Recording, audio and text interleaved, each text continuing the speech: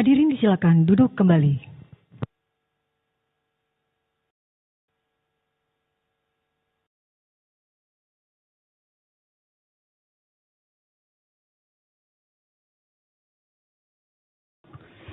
Kita buka persidangan. Persidangan untuk permohonan nomor 40 5255 tahun 2026 dibuka dan persidangan nyatakan terbuka untuk umum. Selamat pagi, Assalamualaikum warahmatullahi wabarakatuh. Salam sejahtera untuk kita semua. Diperkenalkan nomor 40 terlebih dahulu. Pemohon silakan. Assalamualaikum warahmatullahi wabarakatuh. Waalaikumsalam. Dari perkara 40 ada 4 kuasa hukum yang hadir. Ada Abdul Hakim, Sibghatullah Mujaddidi, dan saya sendiri Ahmad Fahdur Razi. Terus di belakang ada Muhammad Abdul Khalik Zuhri dan lalu Reno Fikrian. Yang ini asistennya Pak Abdul Hakim yang mulia. Kenapa? Terima kasih. Kalau asisten tidak boleh duduk situ. Kuasa yang bisa duduk situ itu. Apa? Duduk di belakang yang mulia. Ya, bukan di ruang sidang, di luar mestinya. Lain kali jangan ikut kalau hanya Siap yang mulia. kecuali kuasa atau prinsipal. 52 silakan. Assalamualaikum warahmatullahi wabarakatuh. Dari pemohon 52 saya sendiri pemohon prinsipal Rega Felix. Terima kasih yang mulia. 55 silakan. Baik, selamat pagi yang mulia. Dari perkara 55 hadir kuasa saya sendiri Ali Fauzi Nurwidiastomo, kemudian di sebelah kiri Daniel Winarta, sebelah kanan Zevanya Angelica, dan lainnya dari Koalisi Selamatkan Pendidikan Indonesia ada Dwi Savaradis. Terima kasih yang mulia. Dari kuasa DPR. Terima kasih yang mulia. Assalamualaikum warahmatullahi wabarakatuh. Waalaikumsalam. Kami dari Badan Keahlian DPR RI, saya sendiri Nur Aziza. Di sebelah kiri saya ada Pak Haryanto, kemudian ada Ibu Rina, kemudian ada Mas Andre, di belakang ada Mas Putra dan Ibu Maria. Terima kasih yang mulia. Dari kuasa Presiden. Terima kasih yang mulia. Assalamualaikum warahmatullahi wabarakatuh. Selamat Waalaikumsalam. pagi, salam sejahtera untuk kita semua. Kami dari kuasa Presiden hadir dari 2 kementerian. Dari Kementerian Hukum, saya sendiri Juliansah, Direktur Litigasi dan Non-Litigasi, Tiopan Beni Sitorus, Perancang Peraturan Perundang-undangan Ahli Muda, beserta tim. Kemudian dari Kementerian Keuangan hadir Dwi Susianto Guntoro, Pelhak Pak Kabak Advokasi 2, beserta tim. Demikian yang mulia. Dari Yayasan Edukasi Riset Cendikia, silakan, IRC. Assalamualaikum warahmatullahi wabarakatuh. Waalaikumsalam. Terima kasih yang mulia. Kami dari Yayasan Edukasi Riset Cendikia Indonesia, saya Ai Nur Hidayat, beserta rekan saya Rizky Armanda. Terima kasih. Dari pihak terkait Sujimin dan kawan-kawan. Terima kasih yang mulia. Assalamualaikum warahmatullahi wabarakatuh. Dari pihak Waalaikumsalam. terkait Sujimin CS hadir kuasa hukum, saya sendiri Lukmanul Hakim, dan sebelah kiri saya Mas Rizky Panji Hasibuan. Terima kasih. Baik, pihak terkait Profesi Army Wulan dan kawan-kawan. Ya. Assalamualaikum warahmatullahi wabarakatuh. Waalaikumsalam. Perkenankan kami selaku kuasa hukum Profesi Army Wulan dan kawan-kawan yang juga tergabung dalam kolektif perseorangan KAOS hadir dalam ruang sidang kuasa hukum. Saya atas nama Ali Fahrul Rahman, kemudian ada rekan saya Tarik Muhammad Aziz Elven, dan ada 4 kuasa hukum di belakang, ada Reisha Talita, Fatimi Hanum Sabila, Ibnu Siddiq Utukoy, dan Nabila Rizkita Putri. Demikian yang mulia. Terima kasih. Baik, agenda persidangan pada pagi hari ini untuk mendengar keterangan ahli dari DPR dan Presiden. Berapa orang yang hadir untuk DPR? Mohon izin yang mulia, dari DPR hadir 2 orang, tapi kami mohon perkenan dari yang mulia untuk menjadwalkan kembali 1 orang ahli dalam sidang berikutnya. Dari pemerintah? Dari pemerintah sudah melakukan permohonan penundaan untuk ahli dan saksi. Untuk dua-duanya, berarti 3 ya? Iya, 3 perkara. Ya, waktu itu kan sudah diberi slot untuk hari ini diajukan semua sebenarnya. Iya. Mahkamah ingin menyelesaikan permohonan ini secepat mungkin karena isunya kan berkaitan dengan soal momentum atau waktu sehingga tidak lagi menyediakan slot untuk penundaan sebenarnya. Oleh karena itu kami sekali lagi memberikan kesempatan untuk DPR dan Presiden pada sidang minggu depan. Jadi kami akan jadwalkan minggu depan, apakah Selasa atau Rabu nanti kami pastikan di akhir persidangan. Hadir untuk saksi hari ini siapa? Untuk DPR? Baik, yang hadir untuk hari ini sebagai ahli Prof. Dr. Cecep Darmawan dan Dr. Oce Madril SHMA. Baik.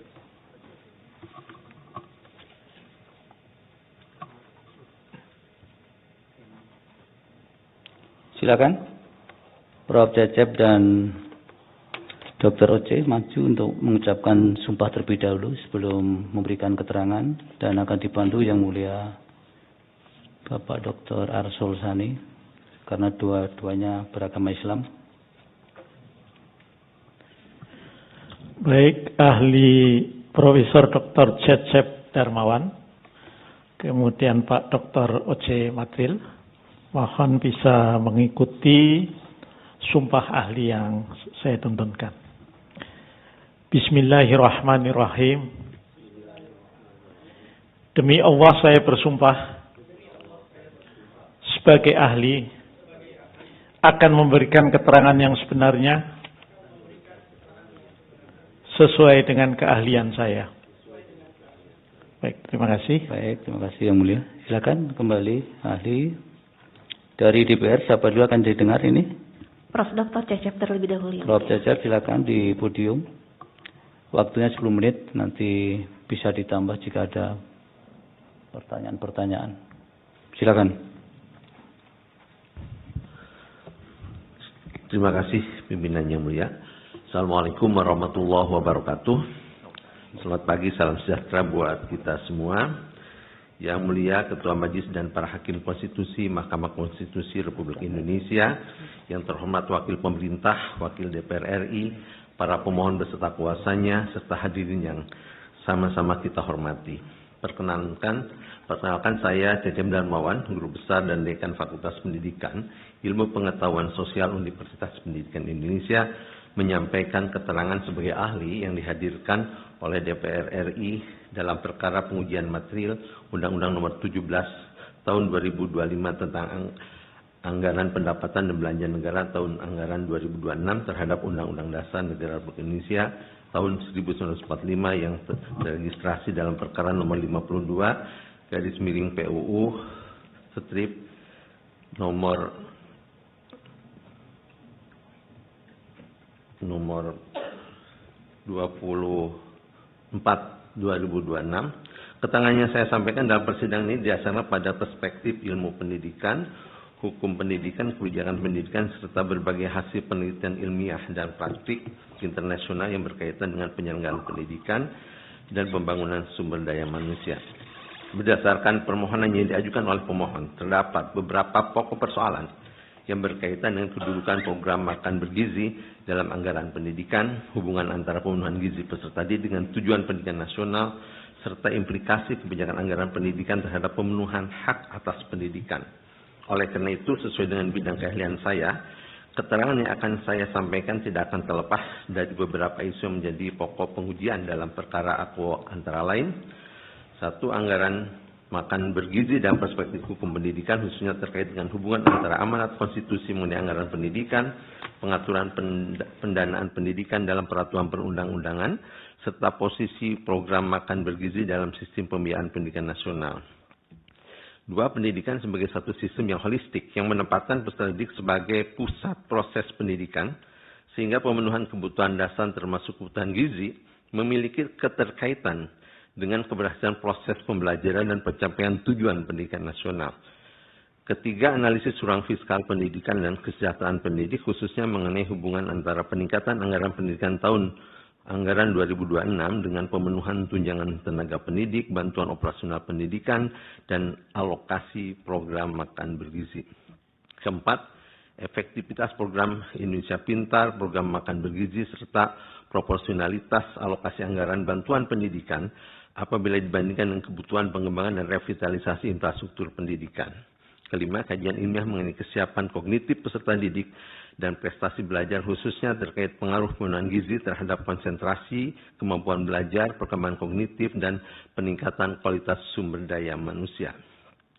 Selanjutnya, dalam memberikan keterangan ini saya akan berupaya menyampaikan pandangan yang objektif, akademik, dan berbasis bukti ilmiah, guna membantu Yang Mulia Majelis Hakim Konstitusi memperoleh pemahaman yang lebih komprehensif mengenai aspek pendidikan yang menjadi pokok pengujian dalam perkara ini.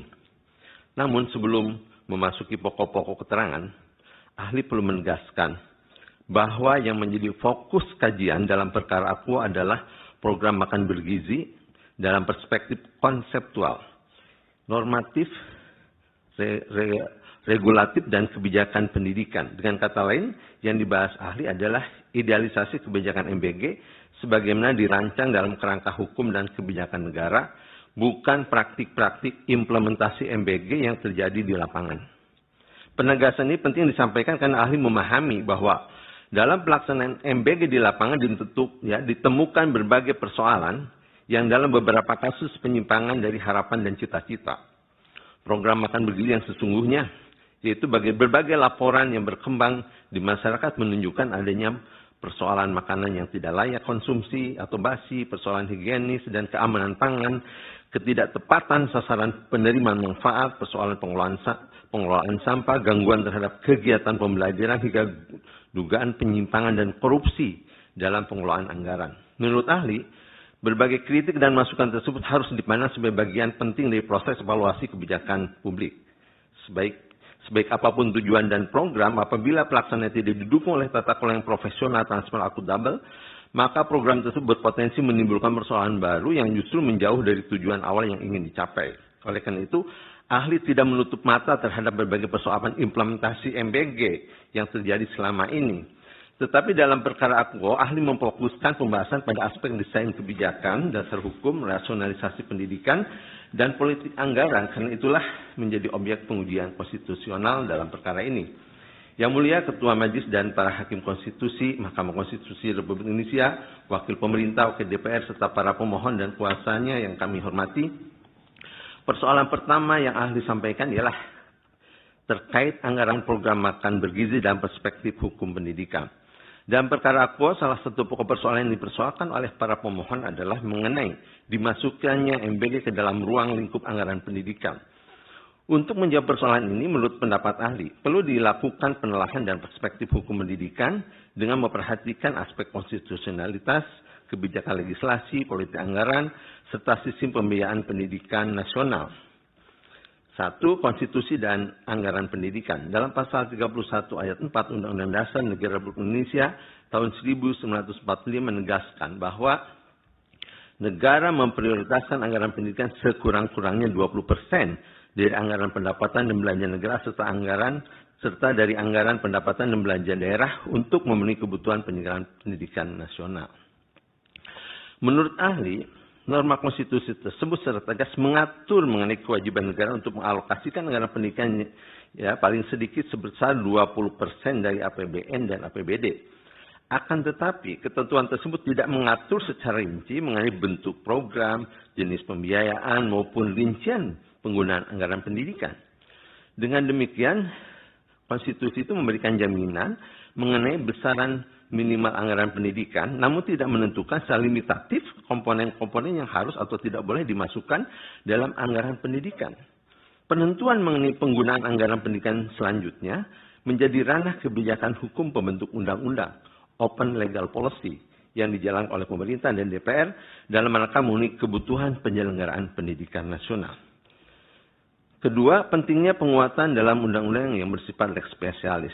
Meskipun program makan bergizi telah memperoleh dasar hukum dalam kebijakan anggaran negara, ahli berpendapat bahwa program berskala nasional melibatkan anggaran yang sangat besar dan menyasar jutaan peserta didik memerlukan landasan hukum yang lebih komprehensif.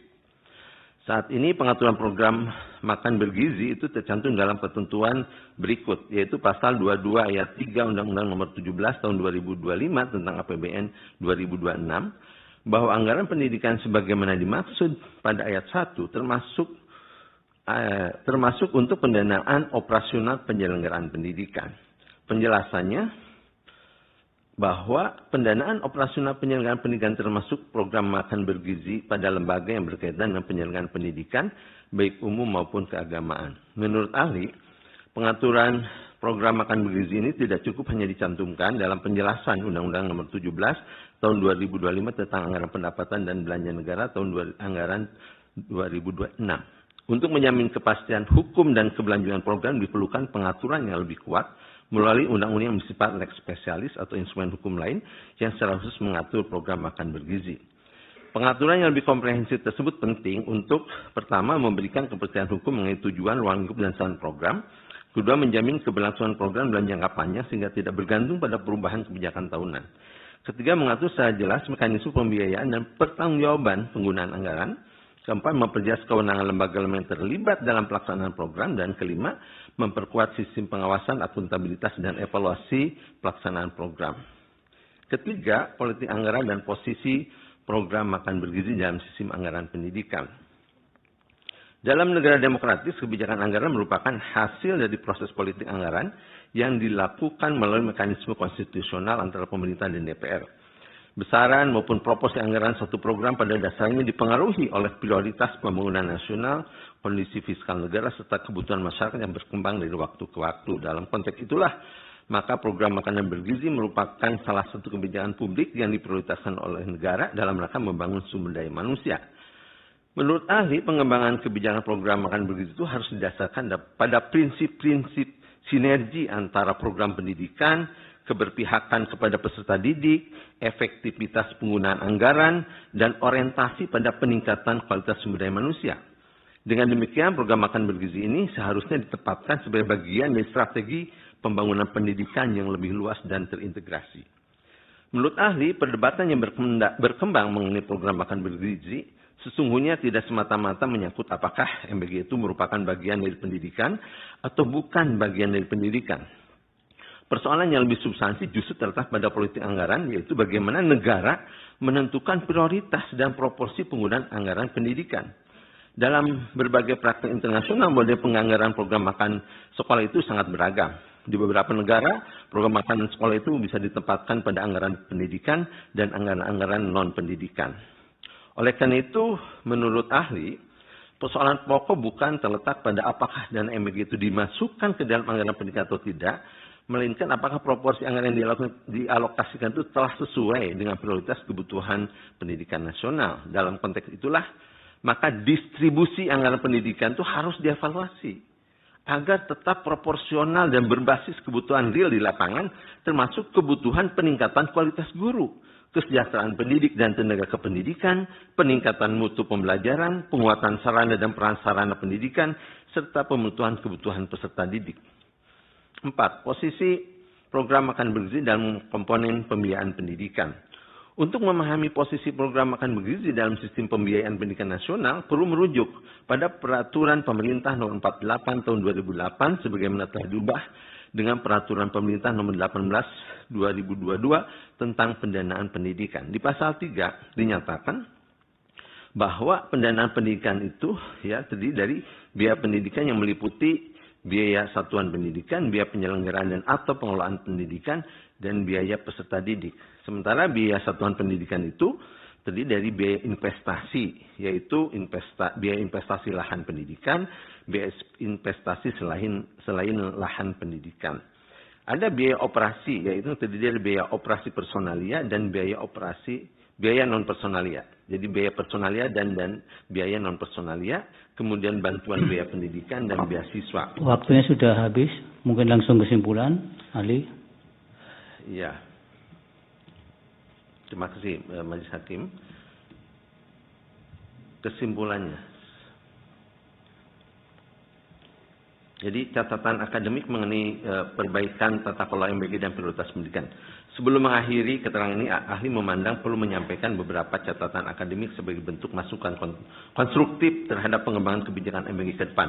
Pertama, ahli berpandangan bahwa berbagai persoalan yang muncul dalam implementasi MBG menunjukkan perlunya perbaikan tata kelola program secara menyeluruh. Berbagai laporan mengenai makanan yang tidak layak konsumsi, makanan basi, persoalan higienis tas, ketidaktepatan sasaran penerima manfaat, persoalan sampah, gangguan terhadap kegiatan pembelajaran, hingga dugaan kebocoran anggaran dan tindak pidana korupsi, menunjukkan bahwa keberhasilan program ini tidak hanya ditentukan oleh besarnya anggaran, tetapi juga oleh kualitas tata kelola yang diterapkan. Kedua, menurut ahli terlalu dini untuk menyimpulkan bahwa program makanan bergizi harus dihentikan. Yang dibutuhkan saat ini bukan menghentikan program, melainkan perbaikan manajerial dan tata kelola MBG akan dilaksanakan secara proporsional, transparan, akuntabel, dan tepat sasaran. Program yang baik tidak boleh berubah menjadi lahan rente, bancakan anggaran, ataupun ruang praktek korupsi yang merugikan peserta didik dan negara. Ketiga, pengalokasian anggaran MBG harus dilakukan secara proporsional dan tidak boleh menghambat pemenuhan kebutuhan pokok pendidikan lainnya. Kesejahteraan guru, peningkatan kompetensi pendidik dan tenaga pendidikan, peningkatan mutu pembelajaran, pemenuhan sarana prasarana pendidikan, serta pencapaian standar nasional pendidikan harus tetap menjadi prioritas utama dalam distribusi anggaran pendidikan nasional. Keempat, ahli berpandangan bahwa pemerintah seyogianya memberikan perhatian yang lebih besar terhadap penyelesaian persoalan guru honorer, baik yang berstatus penuh waktu maupun paruh waktu. Pengangkatan guru yang memenuhi syarat menjadi ASN merupakan bagian penting dari upaya peningkatan kualitas pendidikan nasional dan menjadi prioritas kebijakan pendidikan ke depan. Kelima, distribusi anggaran pendidikan itu perlu terus direview dan didistribusikan secara lebih proporsional berdasarkan kebutuhan real satuan pendidikan dengan mengacu pada 8 standar nasional pendidikan sebagai rujukan utama pembangunan pendidikan nasional. Keenam, dalam kondisi keterbatasan fiskal, ahli berpendapat bahwa sasaran program makan bergizi sebaiknya lebih diprioritaskan kepada kelompok yang paling membutuhkan, terutama peserta didik dari keluarga miskin dan rentan, peserta didik di wilayah tertinggal, terdepan, dan terluar atau 3T, serta kelompok pendidik yang menghadapi risiko kerawanan pangan dan gizi. Ketujuh, tata kelola MBG perlu melibatkan partisipasi berbagai pemangku kepentingan, termasuk sekolah, komite sekolah, orang tua peserta didik, kantin sekolah, pemerintah daerah, dan masyarakat. Selain itu, pemerintah juga dapat mengembangkan pola pendanaan kolaboratif melalui keterlibatan dunia usaha dan industri melalui program pertanggungjawaban sosial perusahaan atau CSR, sehingga program ini tidak sepenuhnya bertumpu pada APBN. Kedelapan, sisi pengawasan terhadap MBG harus diperketat secara berlapis untuk mencegah terjadinya kebocoran anggaran, penyimpangan penggunaan dana, praktik rente, maupun tindak pidana korupsi yang dapat mengurangi manfaat program ini. Kesembilan, formulasi anggaran MBG ke depan perlu dirancang lebih efisien, hemat, terukur, sehingga tidak mengurangi ruang fiskal bagi program-program pendidikan yang secara langsung berkaitan dengan peningkatan kualitas pembelajaran dan kesejahteraan guru. Pada akhirnya, keberhasilan MBG ini tidak diukur dari besarnya anggaran yang dibelanjakan, melainkan dari sejauh mana program itu mampu meningkatkan kualitas kesehatan peserta didik, mendukung keberhasilan pembelajaran, memperkuat kualitas sumber daya manusia, serta menghasilkan efek berganda bagi perekonomian nasional melalui penguatan sektor pertanian, UMKM, industri pangan lokal, dan ekonomi masyarakat secara berkesinambungan. Yang Mulia Ketua Majelis dan para Hakim Konstitusi, Mahkamah Konstitusi Republik Indonesia, Wakil Pemerintah, Wakil DPR, serta para pemohon dan kuasa yang saya hormati. Berdasarkan uraian yang telah disampaikan, dapat dipahami bahwa dalam perspektif ilmu pendidikan, hukum pendidikan, berbagai kajian ilmiah, pemenuhan gizi peserta didik itu memiliki keterkaitan yang erat dengan penyelenggaraan pendidikan. Waktu sudah habis, selebihnya dianggap dibacakan. Terima kasih atas perhatian yang mulia. Salam hormat. Assalamualaikum warahmatullahi wabarakatuh. Waalaikumsalam. Silakan Pak Oce.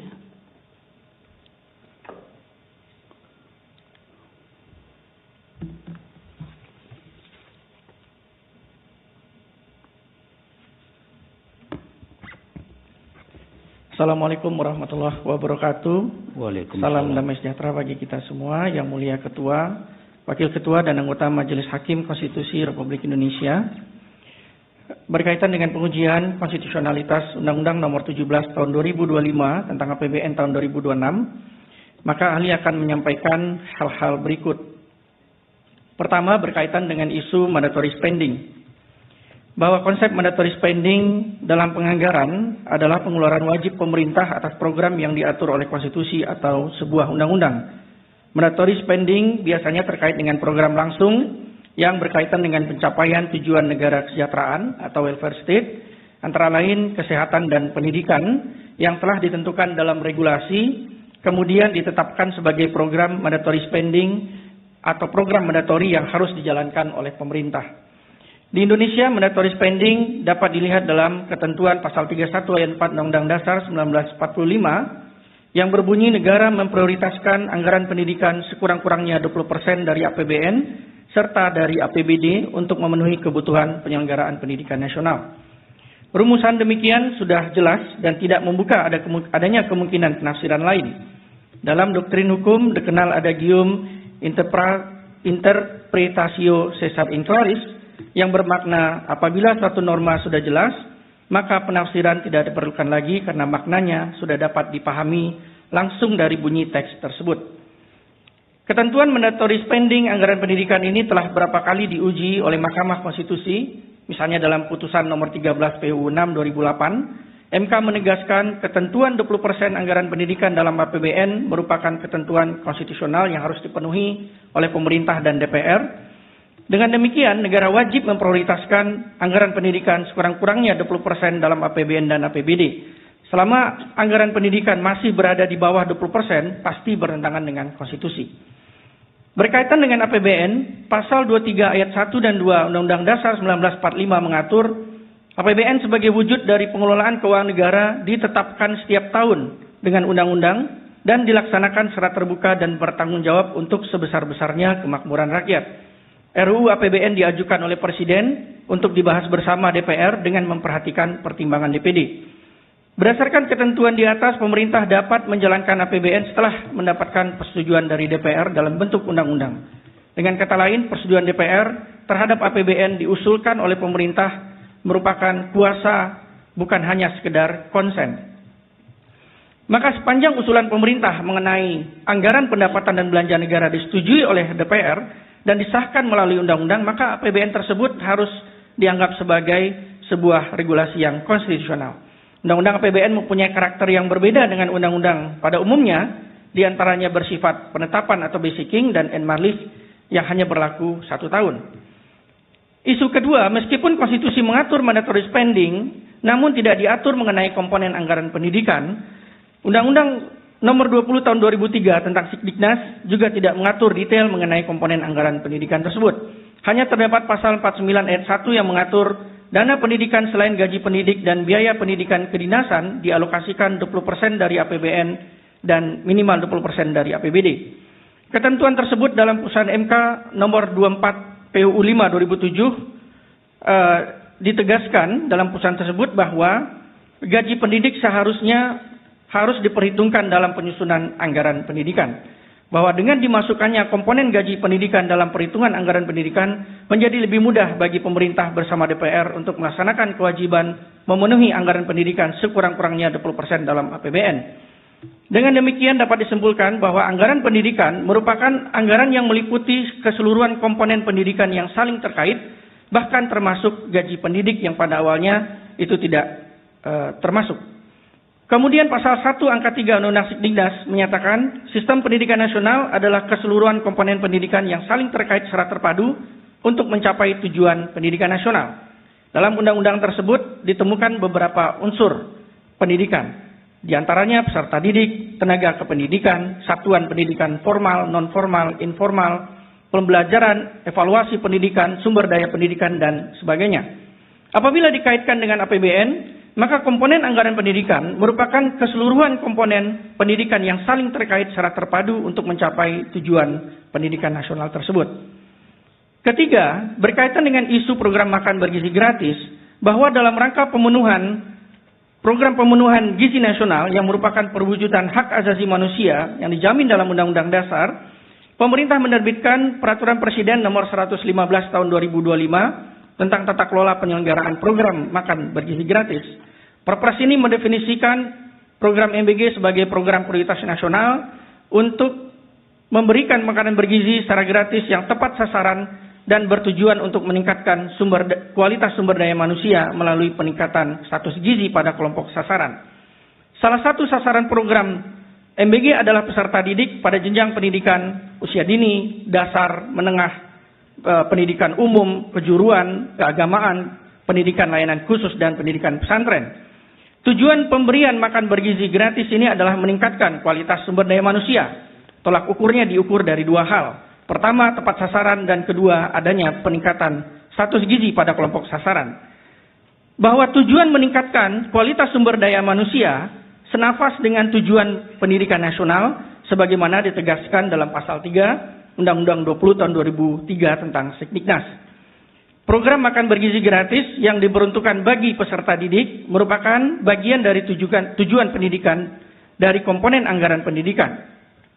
Hal ini misalnya selaras dengan pertimbangan dalam putusan nomor 24 PUU 5 tahun 2007 yang pada pokoknya menegaskan sehingga dalam UU APBN itulah diatur tentang alokasi anggaran pendidikan yang berupa semua kegiatan yang meningkatkan keimanan dan ketakwaan serta akhlak mulia dalam rangka mencerdaskan kehidupan bangsa yang pengelolaannya diserahkan pada Departemen Teknis atau lembaga yang mengurusi bidang pendidikan pada umumnya.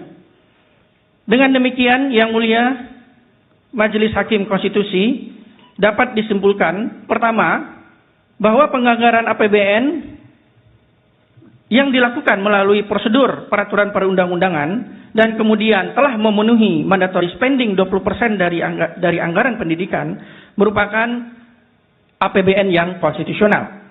Kemudian yang kedua, bahwa anggaran pendidikan yang digunakan untuk program makan bergizi gratis sepanjang khusus dialokasikan dan diberikan kepada peserta didik, pendidik, hingga tenaga kependidikan yang tepat sasaran dan adanya peningkatan gizi bagi kelompok sasaran, maka Undang-Undang APBN yang mengatur anggaran demikian tidak melanggar ketentuan mandatory spending sebagaimana amanat pasal 31 ayat 4 Undang-Undang Dasar 1945.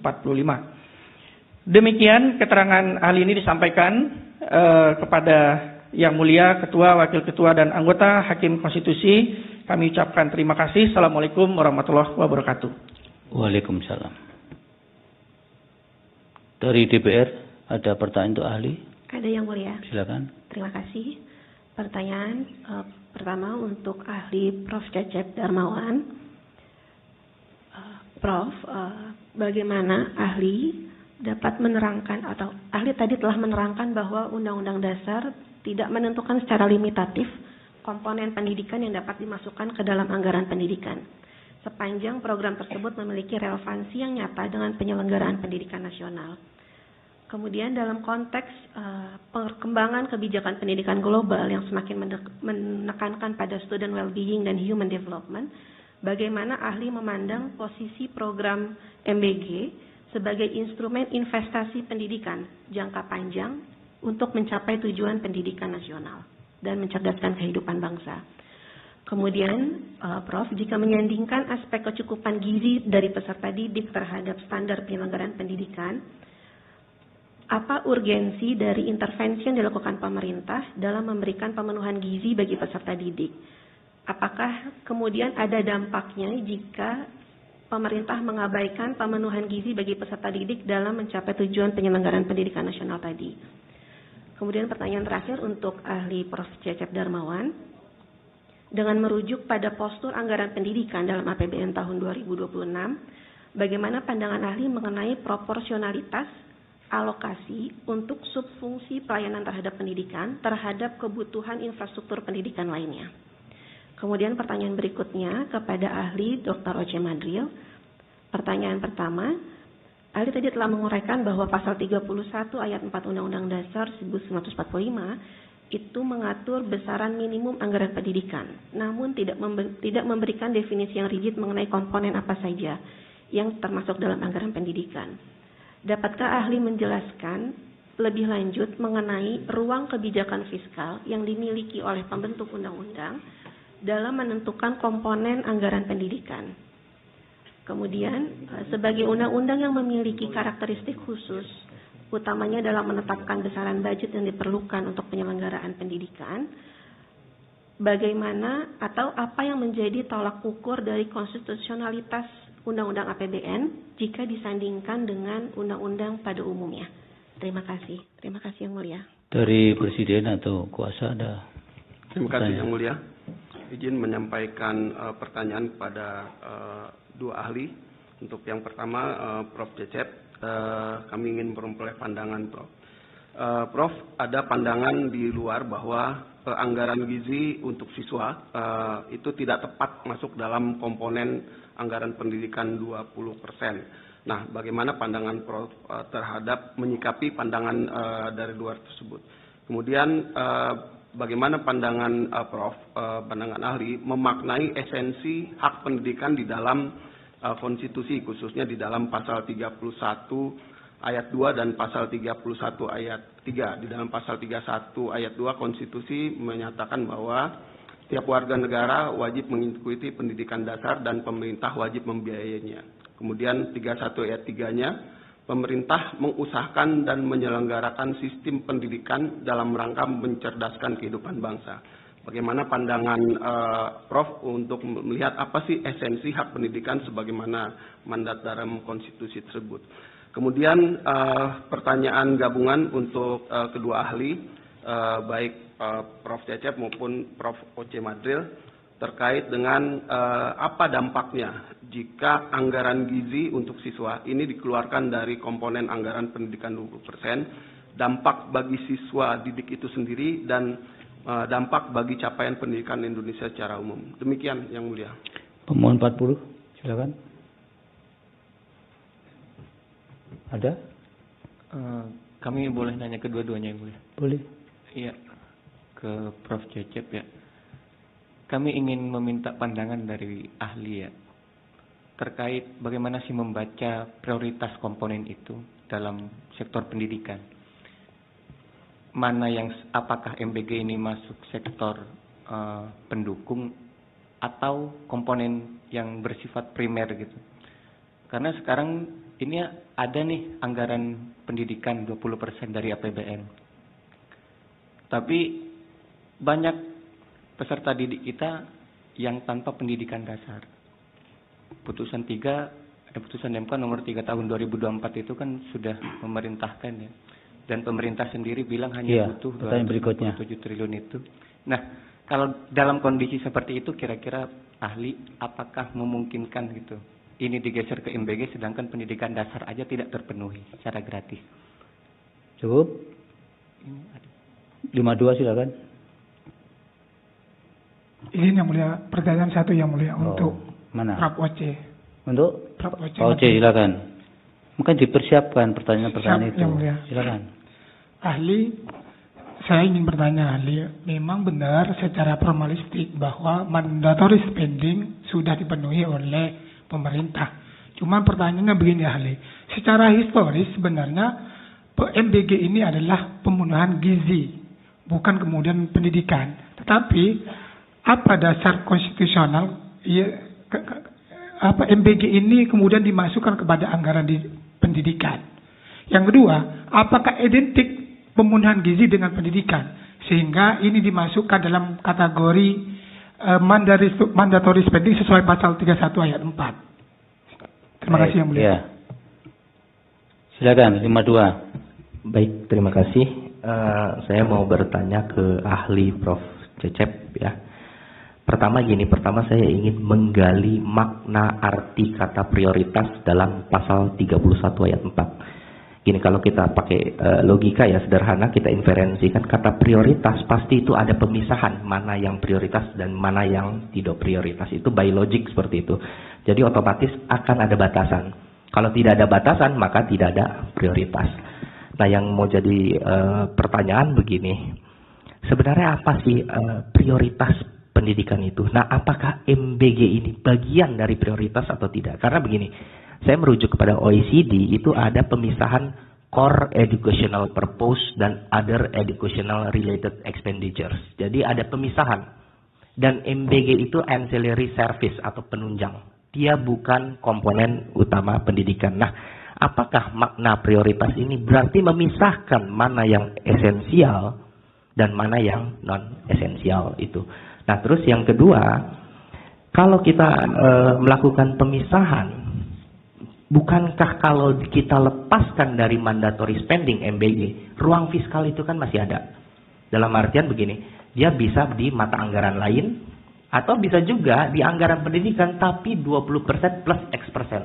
Dalam artian dia tidak masuk dalam komponen utama pendidikan mandatory spending 20%. Nah, apakah ruang penafsiran seperti itu mungkin atau tidak? Nah, lalu terakhir ya, tadi kan bahas juga proporsionalitas. Saya bandingin di China itu anggarannya 40 triliun dan itu dari anggaran pendidikan 0,7%. Nah, di Indonesia itu hampir 30% dari anggaran pendidikan. Nah, apakah itu proporsional atau tidak proporsional? Seperti itu. Terima kasih. 55, silakan. Baik. Pertama mungkin kepada Prof. Cecep. Nah, pertanyaannya adalah kami ingin mendengar sejauh mana sih relevansi program MBG dengan peningkatan partisipasi pendidikan atau angka partisipasi kasar gitu. Nah, kemudian tadi juga sudah disinggung oleh pemohon 40, ada putusan Mahkamah Konstitusi juga terkait pendidikan dasar gratis. Nah, kemudian dalam hal apa prioritas harus dilakukan? Misal ada kesejahteraan dan mutu guru yang memang itu masih terjadi keluhan di publik gitu atau public discourse gitu ya, terkhusus guru honorer yang mungkin juga terjebak dengan P3K paruh waktu.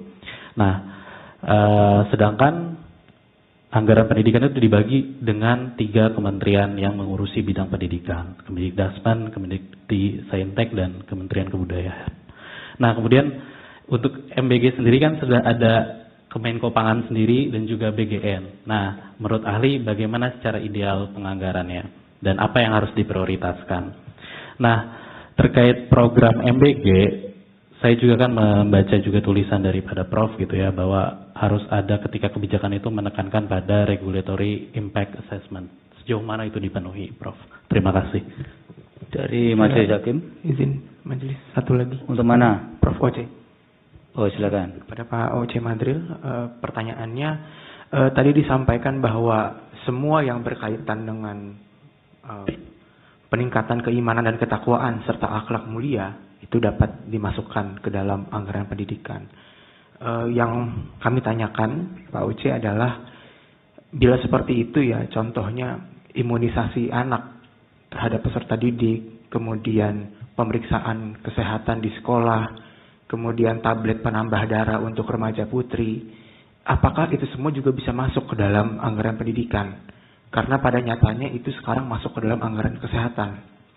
Kemudian soal perhubungan misalnya, membangun jembatan untuk mempermudah akses, bis sekolah gratis itu menggunakan anggaran perhubungan.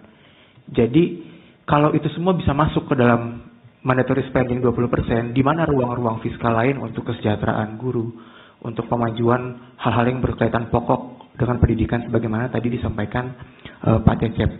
Mungkin itu pertanyaannya. Terima kasih. Baik, dari Majelis yang mulia Pak Arsul, silakan. Terima kasih Yang Mulia Pak Ketua. Terima kasih kepada Prof. Cecep Darmawan dan Pak Oce Madril atas keterangan ahli yang sudah disampaikan.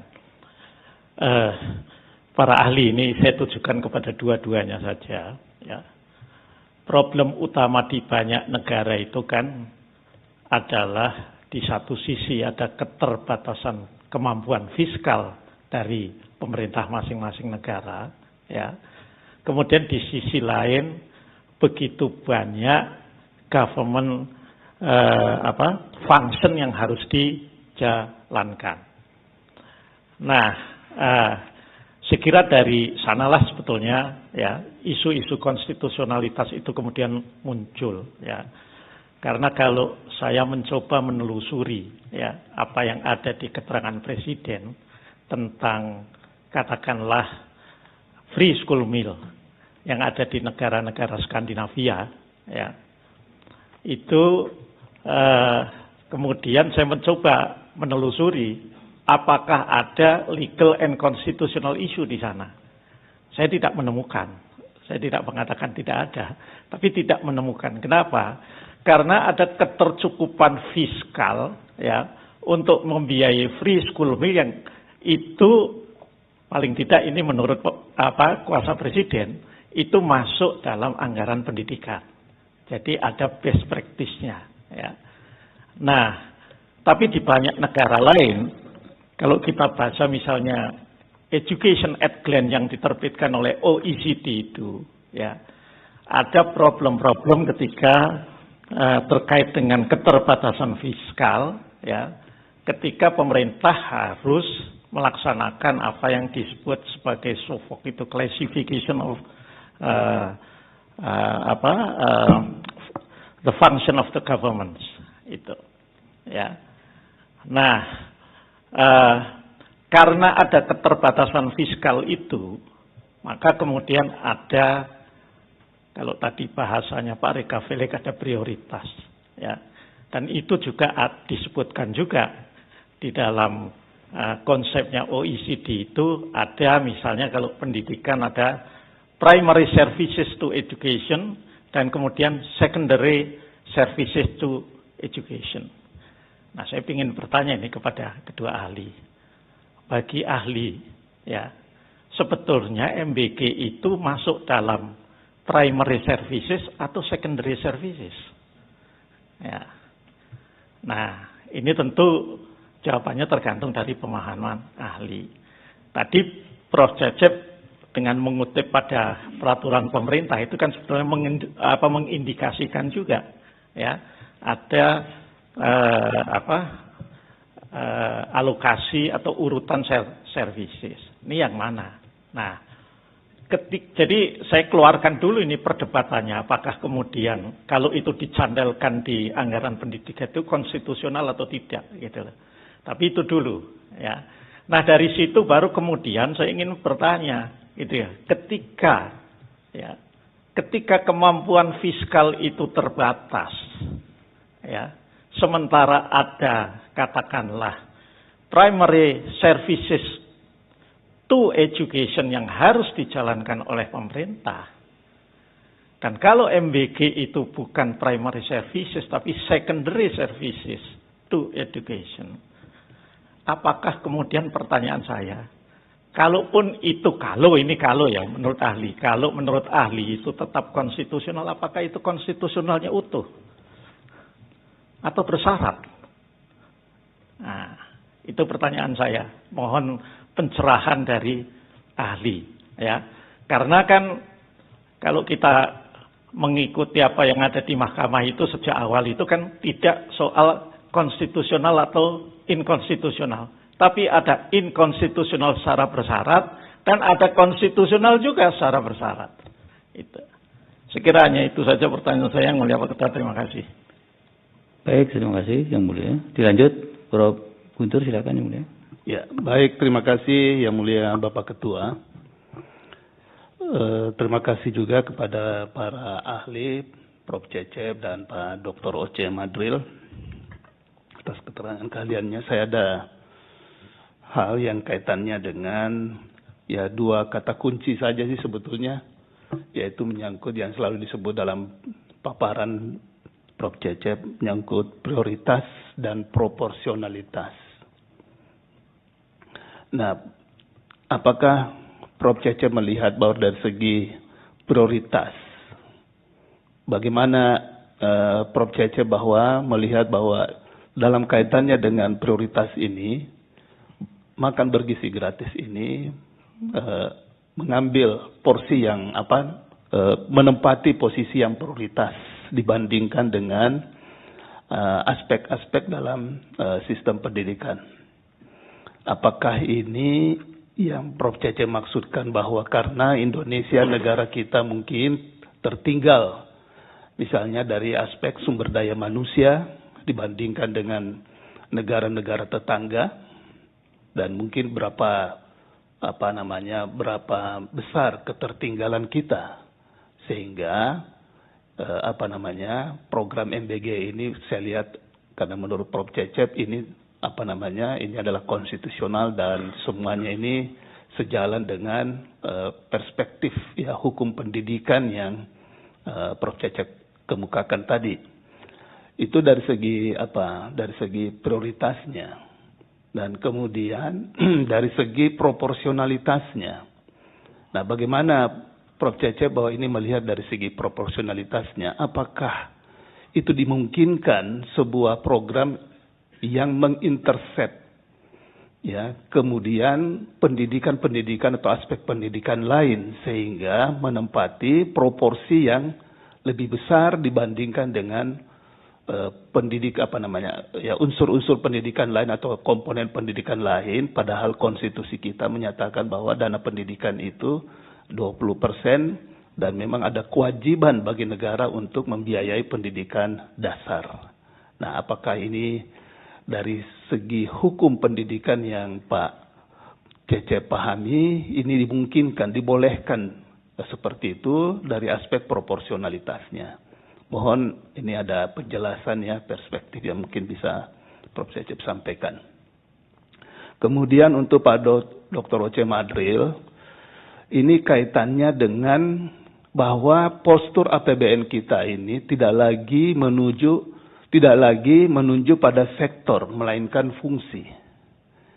Nah, bagaimana publik bisa, mungkin ada penjelasan bagaimana publik bisa memahami bahwa dalam satu siklus anggaran itu kemudian apakah boleh dilakukan dari model atau dari sistem yang berbasis pada sektor kemudian berubah menjadi fungsi. Apa ada kaidah-kaidah yang bisa kita pahami sehingga ini konteksnya harus memang pada siklus anggaran ini harus pendekatannya adalah fungsi, bukan lagi sektor. Nah, jangan-jangan nanti ini balik lagi, sudah fungsi sektor balik lagi ke fungsi. Nah, ini kira-kira ada nggak yang bisa kita pahami bahwa ya dalam kaitannya dengan comeback ini bisa ada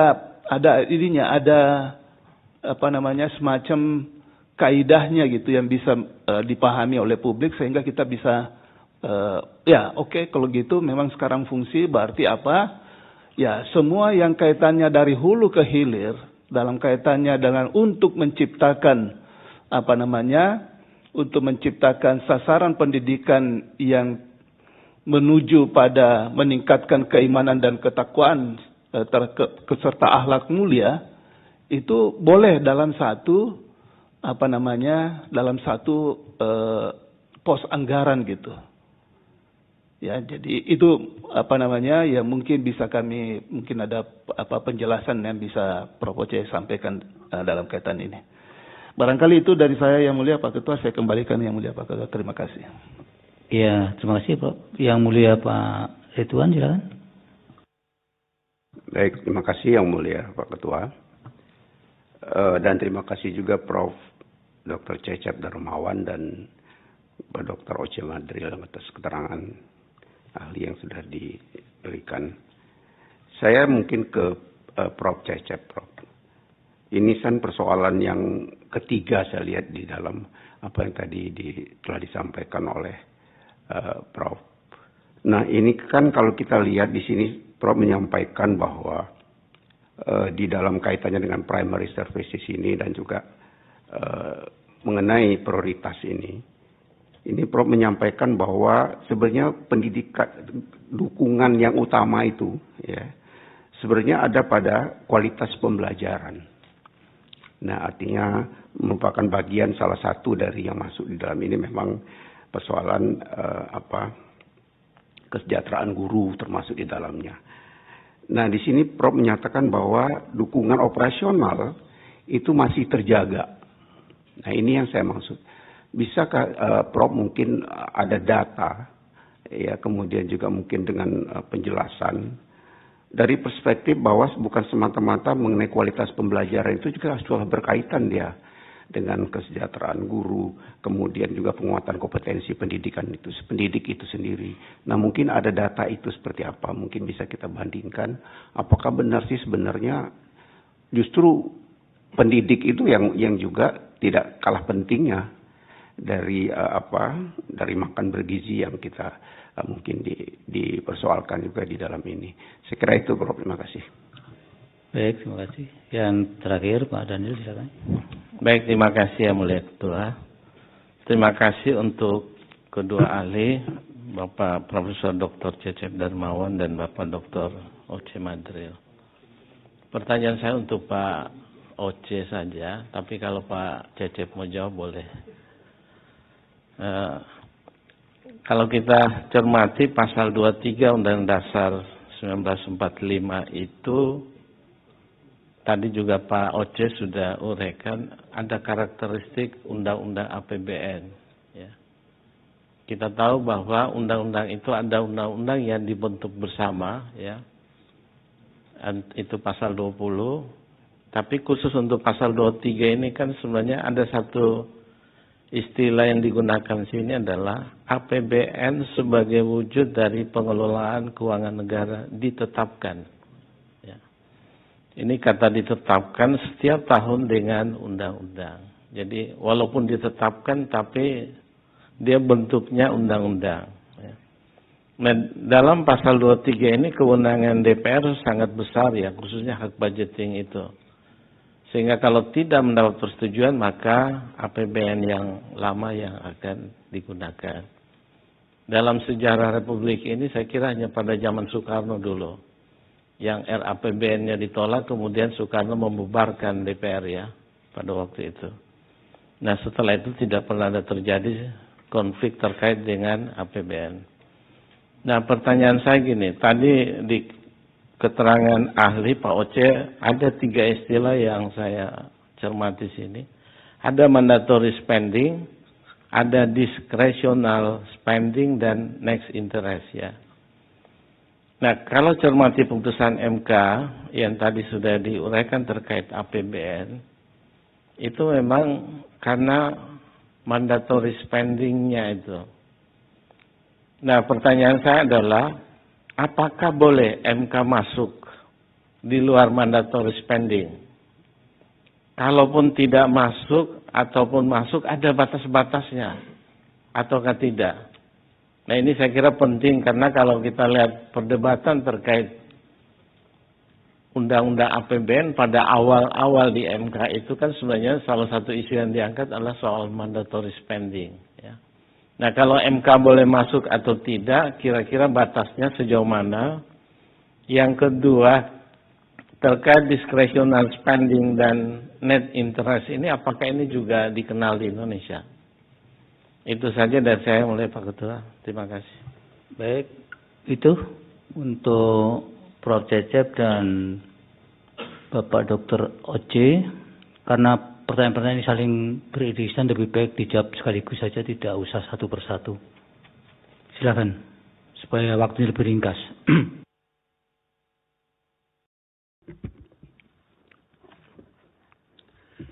Terima kasih Yang Mulia Pimpinan.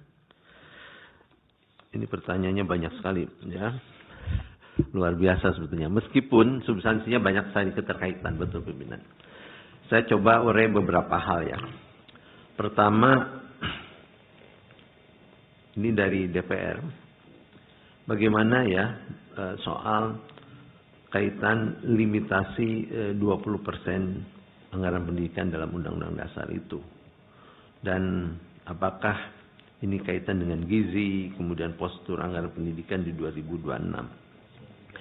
Jadi, ya, tidak usah diulang pertanyaannya Pak. Oh ya. Langsung isunya saja Pak, langsung dijawab ya. Terima kasih Yang Mulia. Jadi mengenai ini, saya mencoba menguraikan bahwa Undang-Undang Dasar kita kan tidak menyebutkan ya peruntukan 20%-nya pendidikan itu, tidak dirinci gitu. Dan itu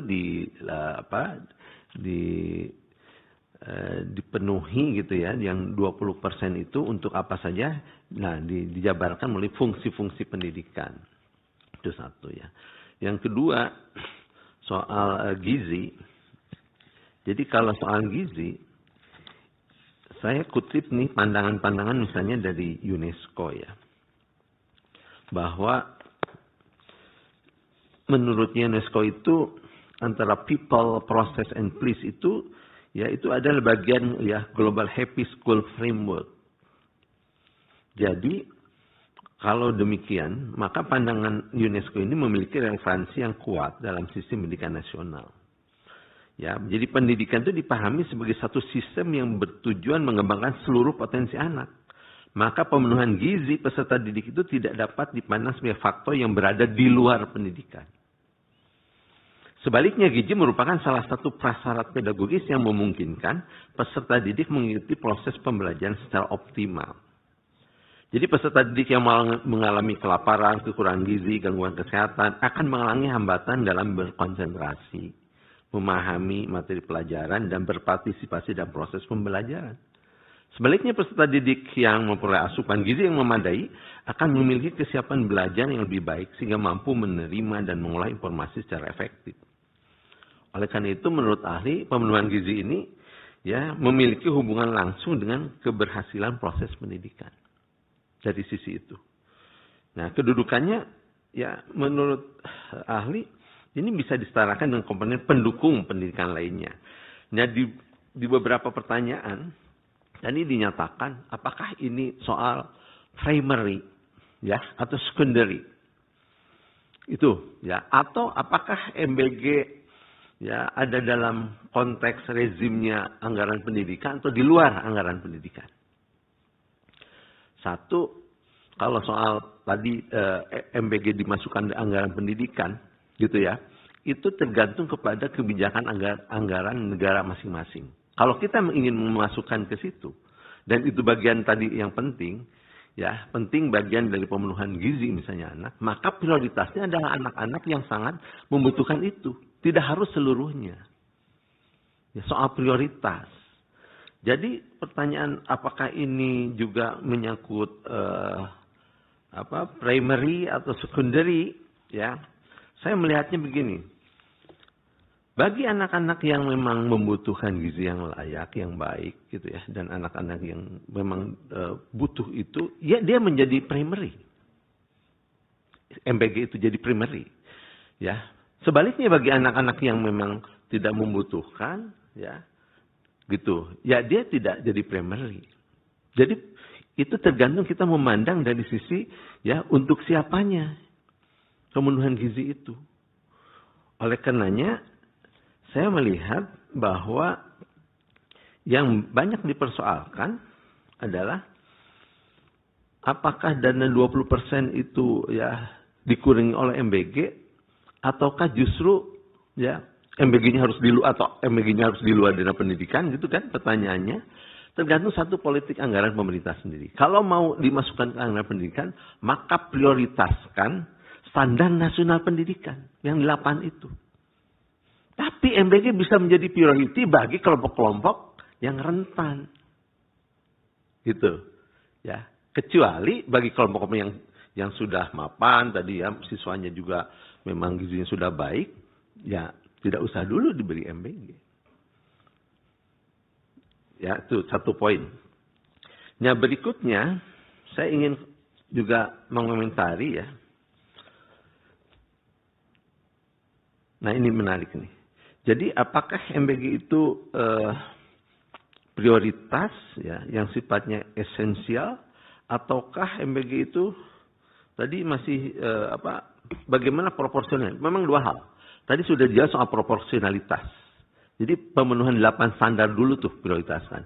Dari mulai standar, ya, di dalam 8 standar itu di dalamnya misalnya ada standar guru, pendidik atau tenaga pendidikan, terus standar kurikulum, ya. Nah, kemudian standar sarana prasarana, standar pendanaan pendidikan itu sendiri, standar evaluasi dan lain-lain. Ya, itu dulu standarkan.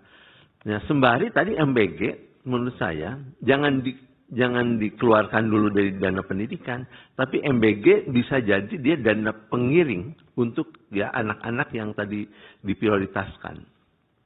Apalagi dengan tadi ya dinyatakan oleh beberapa yang mulia bahwa anggaran pendidikan itu terlalu dominan, ya anggaran MBG itu terlalu dominan, ya sekitar kurang lebih 30%.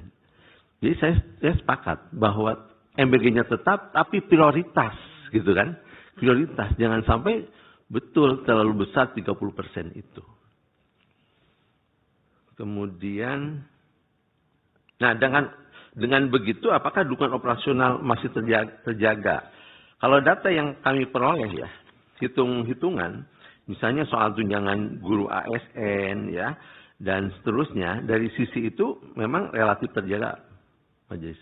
Ada data yang bisa nanti dilihat, misalnya bagaimana dari sisi kenaikan anggaran pendidikan nasional, ya, kemudian perkembangan anggaran tunjangan guru ASN daerah, ya, 2024 misalnya, ya, itu 56 triliunan, 2025 70 triliunan, 2026 74 triliunan. Itu tunjangan guru ASN daerah. Jadi dari sisi itu sebenarnya tidak banyak terganggu. Ya, justru yang banyak harus dipertimbangkan adalah soal sarana prasarana pendidikan. Ya, bagaimana dari Sabang sampai Merauke, ya, bangunan sekolah dasar, sekolah menengah, ya, SMP, SMA, SMK gitu. Itu mungkin standarisasi yang harus diprioritaskan kembali. Bagaimana sarana prasarana, standar pembiayaan pendidikan itu harus diprioritaskan. MBG tetap masuk di situ, tapi tadi prioritaskan bagi kelompok-kelompok yang membutuhkan. Terima kasih. Dari Pak Oce, silakan. Baik, terima kasih Yang Mulia. Saya akan gabungkan beberapa pertanyaan untuk direspon.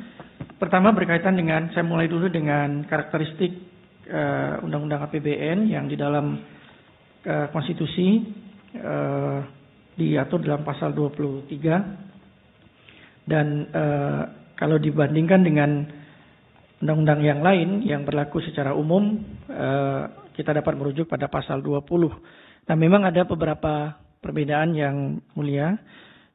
Misalnya undang-undang APBN itu lebih bersifat berkaitan dengan hak budget, tidak murni hak legislasi. Kemudian juga prakarsanya dilakukan oleh pemerintah, bukan oleh institusi yang lain, atau seperti yang legislasi umum bisa oleh DPR atau DPD. Kemudian juga bersifat en-marlih karena selesai, tidak bersifat seterusnya karena undang-undang APBN ini per tahun. Kemudian di situ ada penetapan karena semua diusulkan oleh pemerintah dan juga kadang berupa angka-angka APBN itu. Dan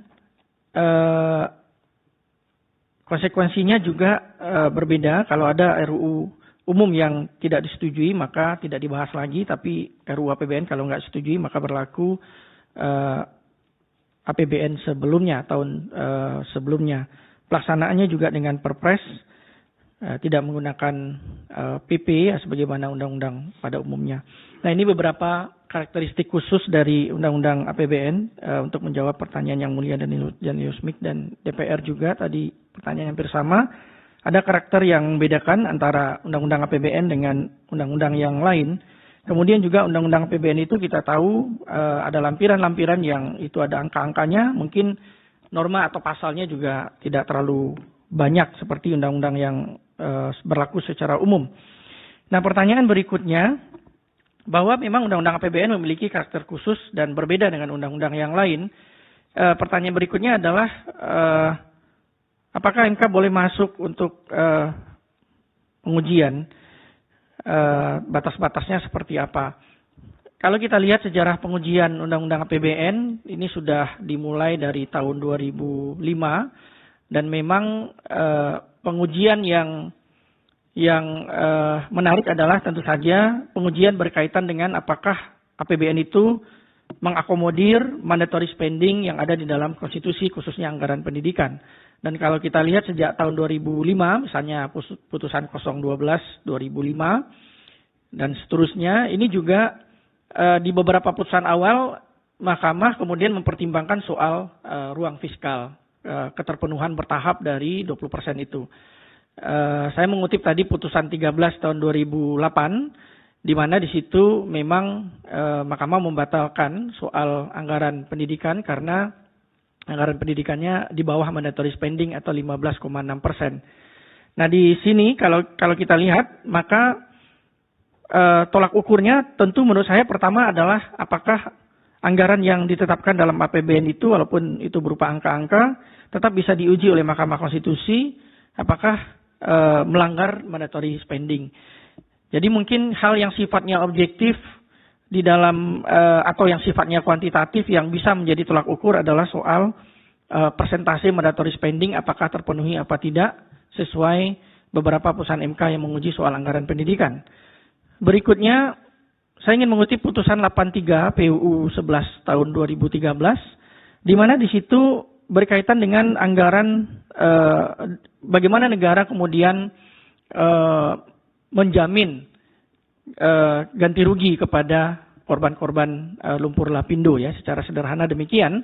Dan putusan ini kemudian juga dikabulkan oleh Mahkamah Konstitusi. Dalam putusan tersebut pertimbangan utamanya menurut ahli adalah soal terjadinya ketidakadilan atau diskriminasi soal ganti rugi atau perlindungan kepada korban lapindo. Dan di dalam putusan tersebut yang terjadi bukanlah membatalkan anggarannya, tetapi Mahkamah memperkuat bagaimana negara hadir untuk menjamin hak dari warga negara. Jadi bukan anggarannya yang dibatalkan, anggarannya mungkin tidak cukup gitu, kurang, tapi lebih kepada menjadi positif budgeter, di mana Mahkamah justru memperkuat kehadiran negara bagi korban yang diperlakukan secara diskriminatif. Nah, berdasarkan putusan tersebut menurut ahli, batas-batasnya tentu yang pertama adalah soal mandatory spending, apakah terpenuhi apa tidak. Kemudian yang kedua, apakah di situ ada diskriminasi yang sangat nyata yang disebabkan oleh model penganggaran yang dibentuk oleh pemerintah. Kemudian masuk pada pertanyaan ruang fiskal. Memang ruang fiskal itu bervariasi dan menurut ahli di Indonesia ruang fiskalnya sangat terbatas, tidak ideal atau kondisinya tidak ideal, sehingga memang membuat pemerintah kemudian harus melakukan semacam prioritas atau kita sebut dengan politik anggaran, membuat politik anggaran mana yang kemudian menjadi prioritas, mana yang kemudian menjadi second priority dan seterusnya.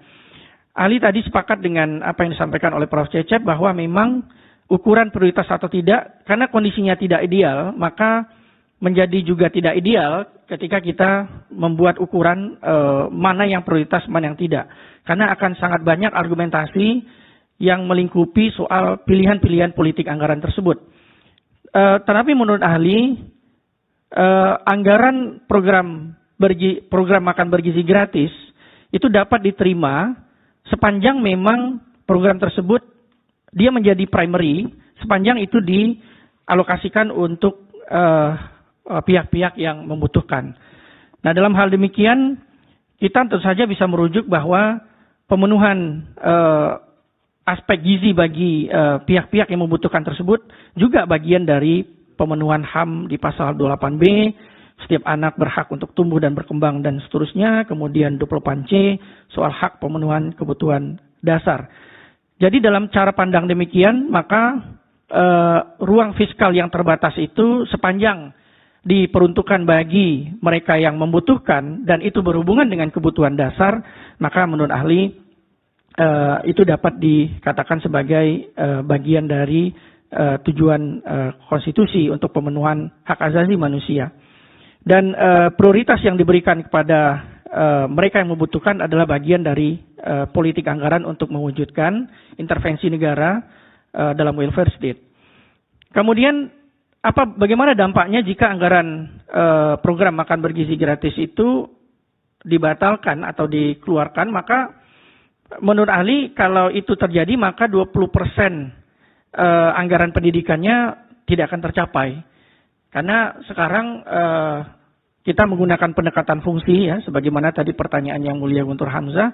Sekarang kita menggunakan pendekatan penganggaran berdasarkan fungsi, bukan hanya sektor. Maka kalau anggaran program bergizi gratis bagi peserta didik itu dibatalkan atau dikeluarkan, maka dia tidak akan 20%-nya tidak akan tercapai. Tentu dengan demikian anggaran minimal 20% mandatory spending itu tidak akan terpenuhi kalau itu tidak dimasukkan sebagaimana fungsi pendidikan yang sekarang di pendekatan itu dianut di dalam anggaran kita. Pendekatan fungsi ini sangat berkaitan dengan bagaimana cara pandang penyusunan anggaran yang dalam Undang-Undang 17 tahun 2003 itu disebut dengan prinsip atau azas akuntabilitas berorientasi hasil atau performance based budgeting atau dalam istilah populer money follow functions, di mana alokasi anggaran itu berdasarkan fungsi-fungsi tertentu dalam mencapai hasil, tidak lagi hanya sekedar membagi anggaran itu pada institusi atau sektor. Dan menurut ahli belakangan, inilah pendekatan yang seharusnya dilakukan dalam penyusunan anggaran nasional, sebagaimana juga dikehendaki sebagai azas di dalam Undang-Undang Keuangan Negara, azas akuntabilitas berorientasi hasil. Jadi boleh jadi anggaran pendidikan itu akan tersebar sangat bergantung kepada bagaimana fungsi-fungsi dari anggaran itu dalam sektor pendidikan. Kemudian merespon pertanyaan berkaitan dengan bagaimana memberikan dasar soal anggaran MBG yang menjadi bagian dari pendidikan. Ali ingin menyatakan bahwa memang dalam kondisi yang tidak ideal dan ruang fiskal yang tidak terlalu besar, memang tidak ada standar yang pasti untuk mengatakan bahwa anggaran A masuk dalam sektor pendidikan, anggaran B tidak. Karena pada akhirnya kalau kita lihat juga ada banyak sekali anggaran di dalam fungsi pendidikan, boleh jadi pengadaan A, pengadaan B, kenapa pengadaan laptop itu masuk, kenapa pengadaan yang ini tidak masuk. Jadi menurut ahli adalah sepanjang memang penjelasannya di dalam rencana kerja pemerintah, ya, kemudian dokumen-dokumen anggaran, program-program itu atau pengadaan-pengadaan itu, proyek-proyek itu berkaitan dengan institusi pendidikan, maka anggaran itu bisa kita golongkan sebagai bagian dari anggaran pendidikan. Apakah dia masuk sebagai prioritas atau bagian dari pendukung. Karena kalaupun kita kemudian detailkan anggaran itu dan kemudian kita nilai satu persatu, maka akan kebingungan juga untuk mencari standar pastinya seperti apa. Jadi ahli berada dalam posisi bahwa kalau anggaran itu berkaitan dengan komponen pendidikan, maka dia bisa masuk di dalam anggaran mandatory spending yang itu sangat berkait kepada komponen-komponen pendidikan tadi, misalnya peserta didik, gaji, dan seterusnya. Nah, soal sejauh mana keterpenuhan aspek-aspek lain di dalam komponen pendidikan itu seharusnya juga menjadi perhatian pemerintah, maka Ali juga, ya Ali setuju kalau kemudian anggaran 20% itu kita maknai memang sekurang-kurangnya. Karena memang konstitusi menyatakan demikian. Sehingga mestinya memang kalau ruang fiskal itu bisa diusahakan, dioptimalkan oleh pemerintah, maka tentu baiknya semua komponen pendidikan itu termasuk gaji pendidik, ya, tenaga kependidikan, itu harusnya juga menjadi perhatian bagi pemerintah. Terutama ini juga sudah diputuskan di salah satu putusan Mahkamah Konstitusi soal 13 di putusan 2007 soal bagaimana gaji pendidik itu juga harusnya masuk menjadi komponen anggaran pendidikan. Sehingga menurut ahli memang kita tidak bisa merujuk pada ketentuan atau norma tertentu bagaimana memastikan standar sebuah program atau sebuah proyek dia masuk dalam mandatory spending, tetapi pertimbangannya lebih kepada sejauh mana program-program itu sangat berkait dengan komponen utama pendidikan. Komponen utama pendidikan itu peserta didik, tenaga-tenaga kependidikan, dan juga sarana prasarana. Cukup. Baik, demikian yang mulia respon dari ahli berkaitan dengan beberapa pertanyaan tadi. Terima kasih. Baik, untuk DPR masih satu dan akan dijadwalkan di hari Rabu. Izin yang mulia. Sebentar dulu Pak. Baik.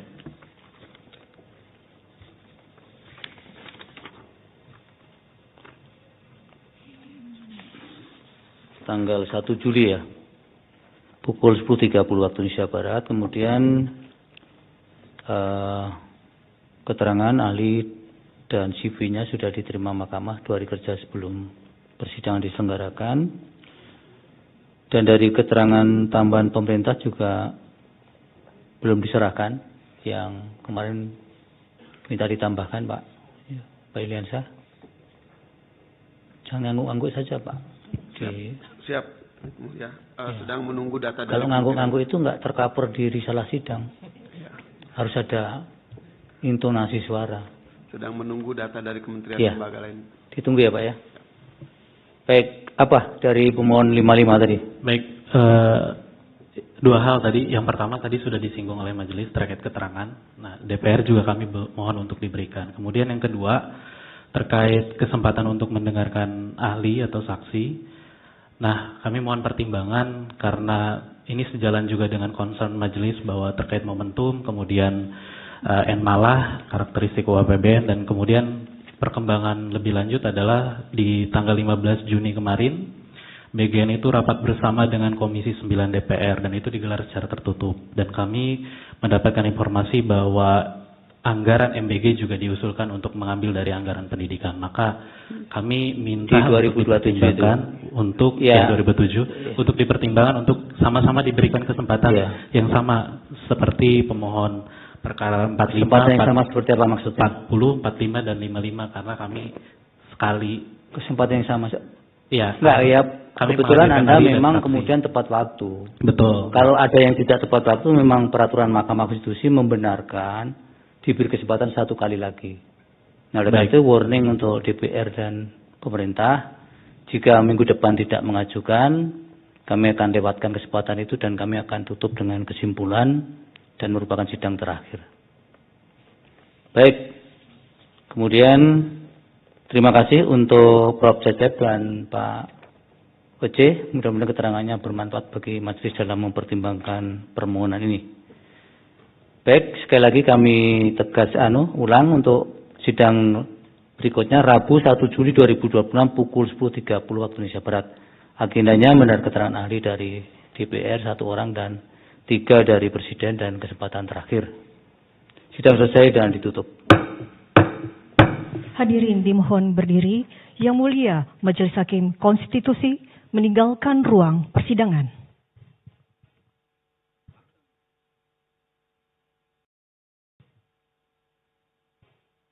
Hadirin disilakan duduk kembali. Hadirin yang kami hormati, demikianlah persidangan pada hari Selasa, tanggal 23 Juni 2026 untuk permohonan nomor 40, 52, 55, garis miring PUU, garis datar 24 Romawi, garis miring 2026 telah selesai. Sidang selanjutnya akan dilaksanakan pada hari Rabu tanggal 1 Juli 2026 pada pukul 10.30 waktu Indonesia Barat. Selanjutnya, sidang untuk permohonan nomor 143, garis miring PUU, garis datar 24 Romawi, garis miring 2026 pada pukul 10.30 waktu Indonesia Barat. Terima kasih, selamat pagi.